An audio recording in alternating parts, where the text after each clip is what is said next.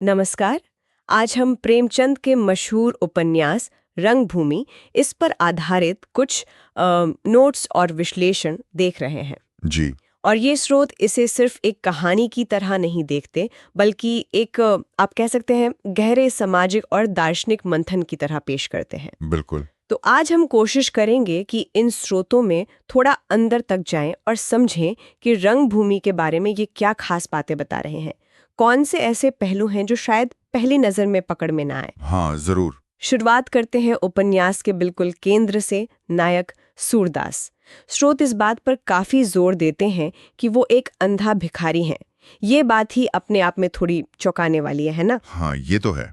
कि कैसे एक ऐसा इंसान जो समाज में शायद सबसे कमजोर माना जाए, वही सत्ता और पैसे वालों से टक्कर ले रहा है अपनी जमीन के लिए, अपने हक के लिए। चलिए इसको थोड़ा खोलते हैं। हाँ, ये वाकई में कहानी का एक बहुत ही बुनियादी पहलू है और स्रोत इसी को पकड़ते हैं। उनका कहना है कि सूरदास की जो शारीरिक अक्षमता है, मतलब उसका अंधरापन, असल में उसे एक अलग ही तरह की ताकत देता है। एक ऐसी नज़र जो बाहरी चीज़ों से धोखा नहीं खाती। वो लोगों के इरादे, स्थितियों की असलियत, वो सब भांप लेता है। अच्छा। हाँ, और स्रोत ये भी कहते हैं कि क्योंकि वो दुनिया को देख नहीं सकता, वो शायद बातों को ज्यादा ध्यान से सुनता है और इसीलिए सच को ज्यादा गहराई से महसूस कर पाता है। अच्छा, तो ये सिर्फ एक कमजोरी नहीं है, बल्कि एक अलग तरह की शक्ति बन जाती है। ये तो सोचने वाली बात है। बिल्कुल। स्रोत ये भी बताते हैं कि उसका संघर्ष सिर्फ अपनी जमीन बचाने का नहीं है, ये तो जैसे सिद्धांतों की लड़ाई है। हाँ, कैसे वो जमाने के जो भी पावरफुल लोग थे, जमींदार, उद्योगपति, सरकारी अफसर तक, उनसे भिड़ जाता है और उसके पास साधन तो कुछ भी नहीं है, कुछ भी नहीं। और स्रोत इसी टकराव को बहुत बारीकी से दिखाते हैं कि सूरदास के पास न पैसा है, न कोई शारीरिक बल, न कोई ऊंची पहुंच। उसके हथियार क्या हैं? सिर्फ दो सत्य और अहिंसा। हाँ, ये गांधीवादी असर साफ दिखता है इसमें। एकदम। स्रोत भी इसी तरफ इशारा करते हैं। सूरदास का मानना है कि अगर वो सच पर अड़ा रहेगा तो जीत उसी की होगी, चाहे कितनी भी मुश्किल आए। सही। वो अपनी जमीन को सिर्फ मिट्टी नहीं समझता, वो उसे अपनी इज्जत मानता है, अपने पुरखों की निशानी और गांव के जानवरों का हक भी। और ये लड़ाई सिर्फ सूरदास की अपनी नहीं है ना? स्रोत कहते हैं कि प्रेमचंद ने सूरदास के जरिए उस पूरे दौर के भारतीय समाज की तस्वीर खींच दी है। हाँ, बिल्कुल। सूरदास तो एक प्रतीक बन जाता है।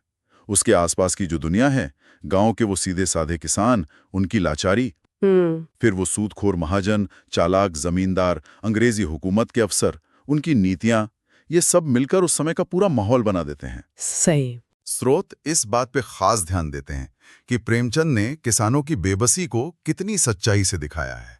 कैसे वो कर्ज में डूबे हैं, कैसे उनकी जमीनें जा रही हैं और उनकी कोई सुनने वाला नहीं है। हाँ। उपन्यास में वो पांडेपुर गांव की जमीन का मामला उठता है ना, इंडस्ट्री लगाने के लिए। हाँ, वही तो इस पूरे संघर्ष का केंद्र है। और इसी सामाजिक तस्वीर में स्रोत महिलाओं की स्थिति पर भी काफी जोर दे रहे हैं, ऐसा लगता है। आपने कहा था कि प्रेमचंद उन्हें घर की शोभा नहीं, बल्कि समाज की रीढ़ मानते थे। स्रोत इस बारे में और क्या कहते हैं? हाँ, ये बहुत दिलचस्प बात निकल कर आती है। स्रोत बताते हैं कि प्रेमचंद ने रंगभूमि में कई ऐसी महिला पात्र बनाई हैं जो बहुत मजबूत हैं।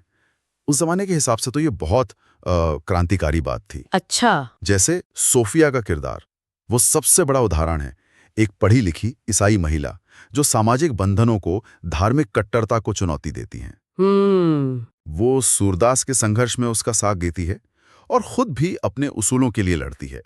स्रोत ये भी बताते हैं कि प्रेमचंद ने ये दिखाया है कि औरतें, भले ही उनका दायरा सीमित हो, पर उनमें अक्सर मर्दों से ज्यादा नैतिक हिम्मत और सहन शक्ति होती है। अच्छा। इंदु का भी पात्र है। जान सेवक जैसे अमीर और असरदार आदमी की पत्नी है, पर धीरे धीरे उसे सामाजिक सच्चाइयां समझ आती हैं। वो सूरदास के लिए सहानुभूति महसूस करती है। तो मतलब प्रेमचंद से प्रॉब्लम नहीं दिखा रहे थे, वो किरदारों के जरिए कुछ पॉसिबिलिटीज, कुछ संभावनाएं भी दिखा रहे थे। बिल्कुल समझे आप। स्रोत यही कहते हैं कि प्रेमचंद का नजरिया काफी आगे का था, प्रगतिशील था। वो महिलाओं को पुरुषों के बराबर मानते थे और कई बार तो नैतिकता के मामले में उनसे ज्यादा मजबूत। सोफिया और विनय सिंह का प्रेम, फिर समाज के दबाव में उनका अलग होना, ये सब उस समय की जो जटिल सामाजिक सच्चाइयां थीं, उनको सामने लाता है, जहां व्यक्तिगत भावनाएं अक्सर सामाजिक रीतियों की बलि चढ़ जाती थीं। सही। स्रोत इस बात को भी उठाते हैं कि प्रेमचंद ने इन महिला पात्रों के जरिए समाज की जो दोहरी नैतिकता थी उस पर भी सवाल खड़े किए हैं। इतने सारे मुद्दे हैं इसमें, इतने सारे संघर्ष, किसान, जमींदार, उद्योगपति, अंग्रेजी राज, महिलाएं, धर्म, नैतिकता। तो इन सब बातों का निचोड़ क्या है? इन स्रोतों के हिसाब से रंगभूमि का जो मुख्य संदेश है वो क्या है, जो प्रेमचंद हम तक पहुंचाना चाह रहे थे? देखिए, अगर हम स्रोतों को मिला के देखें तो जो केंद्रीय संदेश है वो वही है जो सूरदास के चरित्र से निकलता है कि असली ताकत पैसे में, पद में या शारीरिक बल में नहीं है, वो है नैतिक बल में, सच पर टिके रहने में और धैर्य रखने में। अच्छा। सूरदास का पूरा जीवन इसी का सबूत है। वो बार बार हारता है, लोग उसे बेइज्जत करते हैं, उसकी झोपड़ी जला देते हैं, पर वो सच का रास्ता नहीं छोड़ता।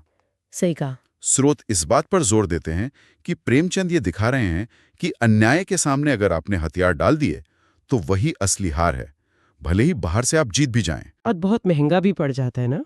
ये बहुत जरूरी सवाल है। और हाँ, स्रोत इस पहलू को नजरअंदाज बिल्कुल नहीं करते। वो बताते हैं कि प्रेमचंद यथार्थवादी लेखक थे, वो ये नहीं छुपाते। अच्छा। वो दिखाते हैं कि सूरदास के इस अड़ियलपन से गांव के कई लोग उससे नाराज हो जाते हैं। उन्हें लगता है कि सूरदास की जिद से उनकी अपनी मुसीबतें बढ़ रही हैं। यहां तक कि सूरदास को खुद भी बहुत शारीरिक कष्ट झेलने पड़ते हैं। प्रेमचंद ये नहीं कहते कि सच का रास्ता आसान है या फूलों भरा है, बिल्कुल नहीं, बल्कि वो दिखाते हैं कि ये रास्ता कांटों भरा है, इस पर चलने वाले को बहुत कुछ खोना पड़ सकता है। लेकिन, और ये जरूरी है, स्रोत ये भी जोर देते हैं कि प्रेमचंद के लिए ये कीमत चुकाना नैतिक पतन से कहीं बेहतर है। सूरदास की हार में भी एक तरह की नैतिक जीत है, क्योंकि वो अपने जमीर से सौदा नहीं करता। और यहीं पे बात और भी दिलचस्प हो जाती है। स्रोत तो रंगभूमि को सिर्फ एक लिटरेरी नॉवेल नहीं मान रहे। ऐसा लग रहा है जैसे वो इसे उस दौर का एक तरह का सामाजिक घोषणा पत्र कह रहे हैं, या सुधार का आवाहन। बिल्कुल सही। स्रोत इसे सिर्फ कहानी या एंटरटेनमेंट नहीं मानते। उनके विश्लेषण के हिसाब से प्रेमचंद रंगभूमि के जरिए समाज को आईना दिखा रहे थे। हाँ। उसे उसकी बुराइयां, उसका खोखलापन सब दिखा रहे थे। वो सिर्फ सच्चाई बयान नहीं कर रहे थे, बल्कि एक आदर्श समाज कैसा हो इसकी एक कल्पना भी दे रहे थे। अच्छा। एक ऐसा समाज जहां सच, न्याय और इंसानियत की कद्र हो। उनका मकसद सिर्फ पढ़ने वालों को इमोशनल करना नहीं था, बल्कि उन्हें सोचने पर मजबूर करना था, उन्हें सामाजिक अन्याय के खिलाफ जगाना था, एक्टिव बनाना था। अगर इसे थोड़ा बड़े परिप्रेक्ष्य में देखें तो क्या स्रोत ये मानते हैं कि यही वजह है कि ये उपन्यास आज भी इतना रेलेवेंट है, प्रासंगिक है? हाँ, क्योंकि ये मुद्दे सत्य, न्याय, धैर्य, अन्याय का विरोध, ये तो कभी पुराने नहीं होते। हाँ, स्रोत इसी शाश्वत प्रासंगिकता पर ही जोर देते हैं। उनका कहना है कि भले ही जमाना बदल गया है, अंग्रेज चले गए, लेकिन सत्ता और पैसे का गठजोड़, गरीबों और कमजोरों का शोषण, नैतिक मूल्यों का गिरना, ये चुनौतियां तो आज भी हमारे समाज में हैं, शायद नए रूपों में है, पर हैं। सही बात है। सूरदास का जो संघर्ष है वो आज भी उन लोगों के लिए प्रेरणा बन सकता है जो अन्याय के खिलाफ आवाज उठाते हैं, जो बिना किसी साधन के भी सच के लिए लड़ने की हिम्मत रखते हैं। स्रोत बताते हैं कि उपन्यास हमें याद दिलाता है कि असली हीरो बनने के लिए कोई सुपर पावर नहीं चाहिए, बस एक मजबूत नैतिक चरित्र चाहिए और अटूट इरादा। तो इन स्रोतों से जो हमने समझा उससे ये बात तो साफ है कि रंगभूमि सिर्फ एक उपन्यास नहीं है, बल्कि एक मल्टी लेयर्ड रचना है। जी। ये एक अंधे भिखारी सूरदास, उसकी कहानी के जरिए व्यक्तिगत नैतिकता, सामाजिक अन्याय, किसानों की हालत, महिलाओं की स्थिति और गांधीवादी सिद्धांतों का असर, इन सब को बड़ी गहराई से बुनती है। बिल्कुल। ये सिर्फ उस दौर का आईना नहीं है, बल्कि हर दौर के लिए एक नैतिक दिशा दिखाने वाला है। ये हमें सिखाता है कि हार और जीत का असली मतलब शायद बाहरी नतीजों में उतना नहीं है जितना हमारे अपने अंदर के मूल्यों और सिद्धांतों में है। आपने एकदम सही सार निकाला। और इसी से जुड़ा एक विचारणीय सवाल मेरे मन में आ रहा है, जो इन स्रोतों को पढ़ने के बाद उभरता है। हाँ, बताइए। स्रोत सूरदास के व्यक्तिगत अटूट सत्य और न्याय के आग्रह पर बहुत जोर देते हैं। सोचने वाली बात यह है कि ये जो व्यक्तिगत स्तर पर सच के लिए अड़े रहने का सिद्धांत है, इसे हम आज के दौर की जो बड़ी सामूहिक चुनौतियां हैं, जैसे सामाजिक अन्याय है, भ्रष्टाचार है या पर्यावरण का संकट है, इनका सामना करने में कैसे इस्तेमाल कर सकते हैं? अच्छा सवाल है। क्या एक व्यक्ति का जो नैतिक बल है, जैसा सूरदास में दिखता है, वो बड़े पैमाने पर सामाजिक बदलाव लाने के लिए काफी है? या फिर इस व्यक्तिगत नैतिकता को एक सामूहिक एक्शन में, एक सामूहिक कार्रवाई में बदलने के लिए और किन चीजों की जरूरत पड़ती है? ये एक सवाल है जिस पर शायद हम सब सोच सकते हैं।